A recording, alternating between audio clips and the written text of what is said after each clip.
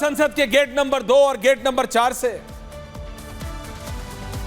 और हाउस में हजारों रुपए छोड़ गया और उसी कुर्सी में छोड़ गया।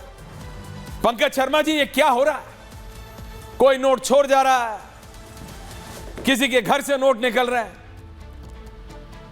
पंकज शर्मा जी, आज पहला सवाल आपसे सर, 35 मिनट बाद नहीं।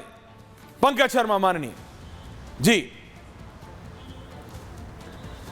तो सब सामने आ जाएगा, सब सामने आ जाएगा। आप खुद ही कह रहे हैं कि संसद के चप्पे चप्पे पर सीसीटीवी लगे हैं, सदन में किसने कहाँ क्या रखा, सब सामने आ जाएगा। मूल मुद्दा तो ये है कि एक अभिषेक मनु सिंघवी, जिन्होंने पिछले 10 साल में 714 करोड़ रुपए आयकर अदा किया है, यानी करीब 71 करोड़ रुपए से ज़्यादा हर साल, क्या वो उनको कुछ पैसे अगर रखने हैं तो संसद में अपनी कुर्सी के नीचे रखने की जगह मिलेगी?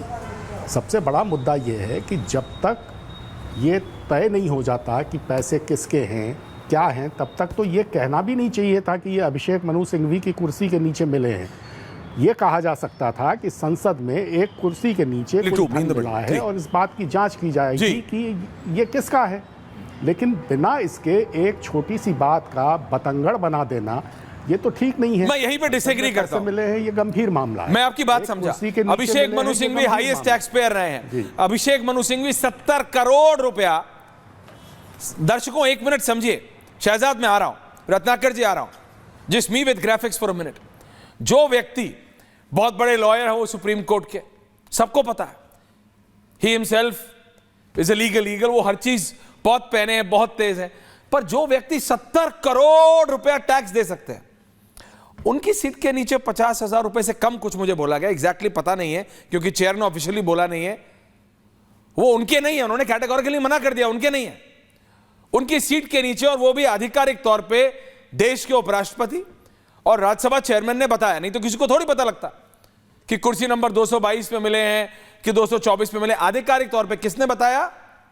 देश के उपराष्ट्रपति ने, जब वो पीठासीन थे राज्यसभा में। आज ये बहुत ही अजीब सा है, कुछ अटपटा है इसमें। मेरे को 1 मिनट के लिए सच में लगा था, क्या ना एवरीवन ऑन एयर नाउ, कि शहजाद हो सकता है किसी सांसद को कुछ सामान खरीदना है ना, मैं मजाक नहीं कर रहा हूं, सीरियसली, कुछ हजार रुपए हो किसी की जेब में, कई बार सामान निकालते हुए, आईडी कार्ड निकालते हुए, फोन निकालते हुए कुछ चीजें गिर जाती हैं। होता है कि आपकी जेब से कभी 100-200 रुपए नहीं गिरे? मेरी जेब से गिरे। मैं अभी बता रहा था, डायरेक्टर शर्मा जिसको आप बताते हैं, उसकी जेब से एक बार 100 रुपए गिर गए थे, पूरा ऑफिस में उसने घूम मारा था। तो कई बार होता है, मुझे लगा हो सकता है किसी की जेब से गिर गए हो।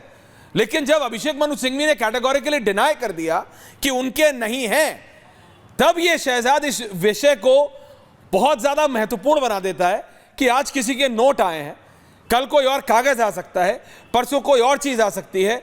संसद में वॉच एंड वार्ड है, संसद की अलग पार्लियामेंट सिक्योरिटी फोर्स है, सीसीटीवीज बहुत ज्यादा तरीके से और आईआर वाले, साउंड वाले सब लगे हुए हैं। ये कैसे हो गया? जी देखिए ऐश्वर्या जी, इसमें सबसे पहले तो पंकज जी की एक बात से मैं इत्तेफाक नहीं रखता।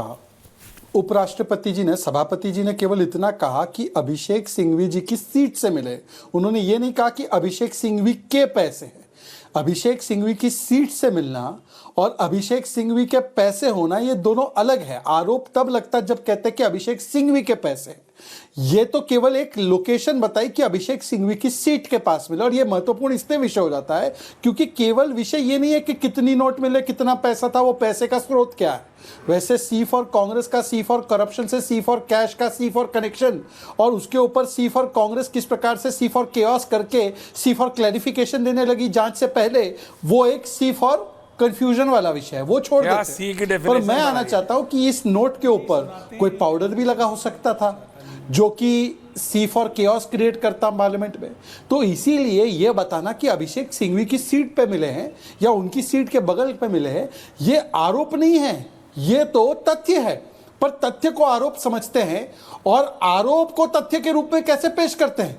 अब जितने दिनों से पार्लियामेंट को ये हंगामा मचा रहे हैं, आज मैं केवल इतना पूछना चाहता हूं कि सी फॉर कैश से कैश कांड में कनेक्शन क्या है, वो तो आप समझाओ, पर यह भी तो समझाओ कि अंकल सोरोस से रिश्ता क्या है। अब अंकल सोरोस से ये सी फॉर कनेक्शन क्या बनता है, मैं आपको इसके प्रमाण देना चाहता हूं ये देखिए अंकल सोरोस का आदमी सलील शेट्टी राहुल गांधी के साथ चल रहा है। अब इस पर सुधांशु त्रिवेदी, मेरे मित्र संबित पात्रा या निशिकांत दुबे कुछ बोलते हैं तो सी फॉर केओस करने लगते हैं। ये मिस्टर जॉर्ज सोरोस गए थे फौरी नेहरू के घर पे, और फौरी नेहरू कौन है? बीके नेहरू की पत्नी थी। कौन है? Uncle of Rahul Gandhi. फिर ये शशि थरूर बोलते हैं कि सोरोस मेरा ओल्ड मित्र है, मैं उससे मिलकर आया। कब मिलकर आया? जब वो कह रहा था $1 बिलियन दिए भारत के लोकतंत्र को तहस नहस करने के लिए। जब सोरोस का वीडियो आया सामने तो प्रवीण जो चक्रवर्ती है उन्होंने ट्वीट किया और बोला कि ग्रेट अंकल सोरोस, अच्छा है आपने ट्वीट कर दिया, मोदी को हटाना आपका जिम्मा है। तो भाई हम जब सोरोस के मुद्दे पर चाहते चर्चा हो, ये OCCRP की रिपोर्ट आती है और राहुल गांधी उस स्क्रिप्ट पर नाच पड़ते हैं, चाहे वो कोवैक्सीन का हो, रफाल का हो, पेगासस का हो मुद्दा, तो इसके ऊपर क्यों आपने इस प्रकार से आपने वायलेंट रिएक्शन किया? और राहुल गांधी को क्या कहेंगे? ये देखिए इलान उमर के साथ, ये इलान उमर जो बोलती है जम्मू कश्मीर भारत से अलग हो जाए, इलान उमर का सबको बैठे हैं। चाचा सोरोस, ताऊ सोरोस, जो मर्जी बोलना है बोल लो, शहजाद गेट पे। लेकिन रत्नाकर जी हो क्या रहा है पार्लियामेंट में?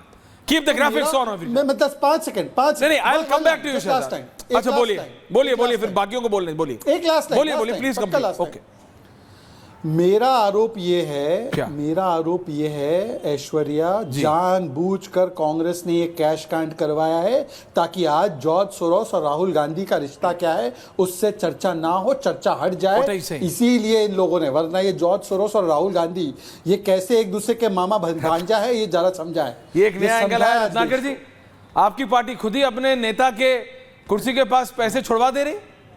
इतना ही दान करना है तो साहब हाथ बहुतों के खड़े हैं, लेकिन आप बात समझिए, देश की जनता 140 करोड़ की जनता है, दे दीजिए। और अपनी कुर्सी के नीचे देख लीजिए, आपके नोट तो नहीं गिरे, मैंने अपनी कुर्सी के नीचे देख लिया है, कोई नोट नहीं है। दुष्यंत नागर की कुर्सी के नीचे कोई नोट नहीं है, शहजाद जी की कुर्सी के नीचे कोई नोट डालने के लिए होना भी चाहिए। यहाँ तो टूथपिक है, कुछ नहीं है। और हाँ, तो आप भी बोलेंगे कि आप नाम लेके बोलने देंगे? रत्नाकर जी प्लीज बोलिए सर। ग्राफिक्स तो मैं कह रहा हूं बीच में अब टोकिएगा मत कि मैं। कोई नहीं बोल रहा सर, आप बोल रहे हैं सर। ये जो सोरोस साहब के रिश्तेदार बोल रहे थे ना, उनके ही रिश्तेदार राहुल गांधी हैं, और बहुत दिन उन्होंने सोरोस साहब के रिश्तेदार के साथ ऐश किया। जब बॉम्बे यूथ कांग्रेस का प्रेसिडेंट नहीं बन पाए तो चटक के चले गए। मोदी जी की प्रसिद्ध जालीदार टोपी लगा करके इनका वीडियो आता है कि मोदी पहले अपनी औरत को न्याय दो, फिर दुनिया की टॉपिक पे बात करें। शहजाद पे अलग दिन कर लेंगे टॉपिक। आ गया टॉपिक पे बात। शहजाद टॉपिक पे बात किए थे, ऐश्वर्या जी मैं बात नहीं करूंगा इस समय पे, गलत चीज मत क्या कीजिए। शहजाद ने टॉपिक पे बात की है। मोदी जी को चिंपैंजी बना के दिखाने वाले, ये कहने वाले कि मोदी, अडवाणी और RSS हिंदू नहीं है, आज बैठ के दिखा रहे क्या नहीं है। अरे इनकी रगों में जो खून दौड़ रहा है ना, वो सोरोस का दौड़ रहा है, हम लोग के नहीं दौड़ रहा। सोरोस इनकी रगों में खून दौड़ रहा है। क्या आप बोलते हैं? भाई ये देखो, परिवार पर कुछ मत बोलो, ये सब मत करिए ऐश्वर्या। ये परिवार पे बोले रत्नाकर जी, ये सब खून पे क्यों जाते हैं?